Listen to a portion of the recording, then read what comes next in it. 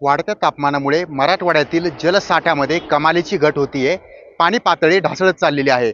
सर्वात महत्त्वाचं म्हणजे मग ओढे, नदी, नाले, विहिरी या ठिकाणी देखील पाणी कमी झालेलं आहे. पाण्याचा थर हा अतिशय खाली गेलाय. सर्वात महत्त्वाचं म्हणजे काही ठिकाणी बोरवेल्स कोरडे पडलेत, विहिरी कोरड्या पडल्यात, तर काही ठिकाणी नद्या देखील कोरड्या पडल्यात. अशी स्थिती निर्माण झाली आहे. सर्वात महत्त्वाचं म्हणजे जर सध्याच्या स्थितीला आपण जर प्रत्यक्षात चित्र पाहिलं, तर आपण जर पाहतोय की मराठवाडा आहे, छत्रपती संभाजीनगर जिल्हा आहे. या ठिकाणी असलेल्या विहिरींमधील जी तुलना आपण पाहतोय, पाणी पातळी आपण पाहतोय, या पाणी पातळीमध्ये एक मोठी घट झालेली आहे. पाण्याची जी पातळी असायची, जी वर असायची, ती आता अतिशय खाली गेलेली आहे. त्यामुळे सर्वसामान्य नागरिकांना, शेतकऱ्यांना पाण्यासाठी अधिकचं संकट त्यांच्या समोर निर्माण झालेलं आहे आणि सर्वात महत्त्वाचं म्हणजे संघर्ष देखील करावा लागतोय.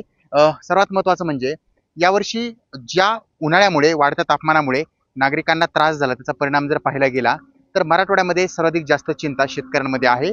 आणि आणखी एक महत्त्वाचा मुद्दा म्हणजे काही जणांना पिण्याच्या पाण्यासाठी टँकरचा उपयोग करावा लागतोय.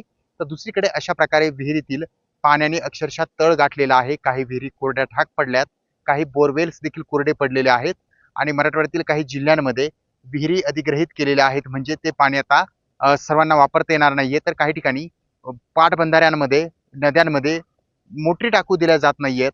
त्या मशीन्सच्या माध्यमातून पाणी ओढता येणार नाहीये. त्यामुळं मराठवाड्यामध्ये पाणी पातळी ढासळल्या कारणानं आता हे संकट निर्माण झालेलं आहे.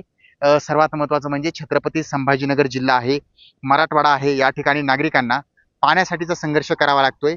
पिके जगवण्यासाठी देखील त्यांना संघर्ष करावा लागतोय. तर दुसरीकडे नदी, नाले, ओढे, विहिरी, बोरवेल्स या ठिकाणी पाणी पातळी ढासळलेली आहे, कमी झाली, तर काही ठिकाणी कोरडे ढाक पडलेत. त्यामुळे मराठवाड्यामध्ये वाढतं तापमान सर्वसामान्य नागरिकांना, शेतकऱ्यांना भेडसावत आहे.